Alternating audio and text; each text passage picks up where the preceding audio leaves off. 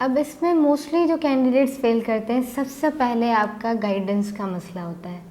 Mostly candidates को यही पता नहीं होता स्टार्ट कहाँ से करना है और कौन सी चीज़ें हैं जिस पे काम करना है। जैसे मेरे इनिशियल डेज़ में हुआ था, मैंने राइटिंग प्रैक्टिस तो स्टार्ट की थी, एवेल्यूएशन नहीं करवाई थी।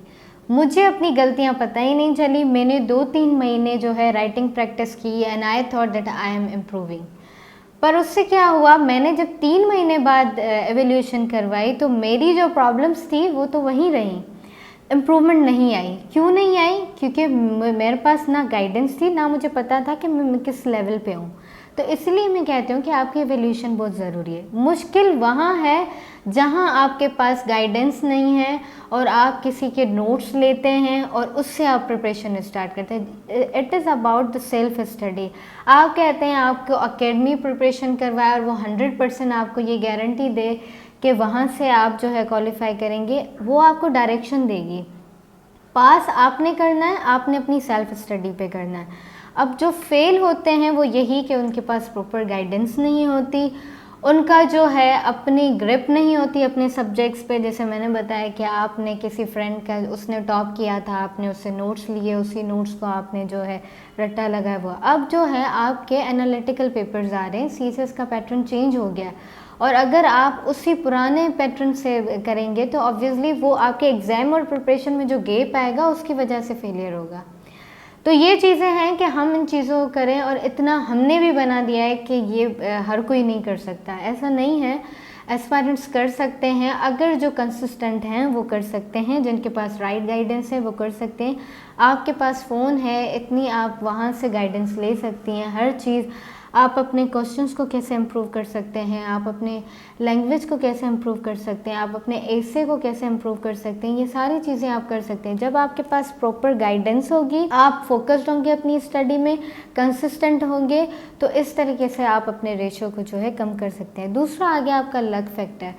यस, लक फैक्टर ऑब्वियसली होता है क्योंकि मैंने भी नहीं सोचा था कि अगर मेरे हाईएस्ट मार्क्स हैं किसी रिटन में तो मैं फेल मुझे करना चाहिए इंटरव्यूज़, पर ऐसा होता है तो इसमें लक फैक्टर है। लेकिन मैं आपको ये कहूँगी कि आप लक फैक्टर को पकड़ के नहीं बैठ जाएं।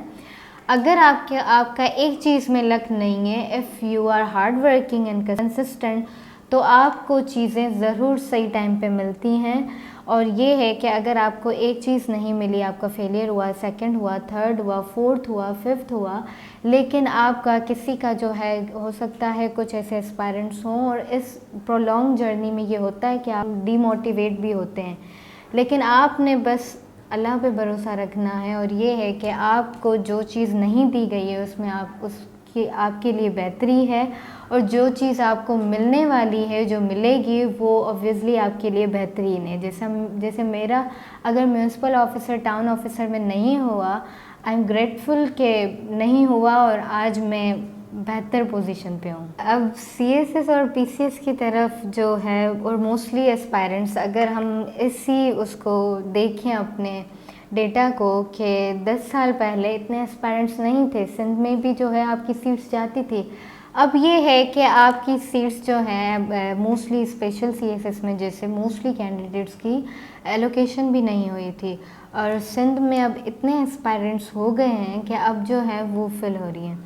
अब जो यहाँ से आना चाहते हैं मोस्टली वही आते हैं जिनको जॉब सिक्योरिटी चाहिए होती है और कोई पावर, कोई प्रेस्टीज जिनके लिए आता है।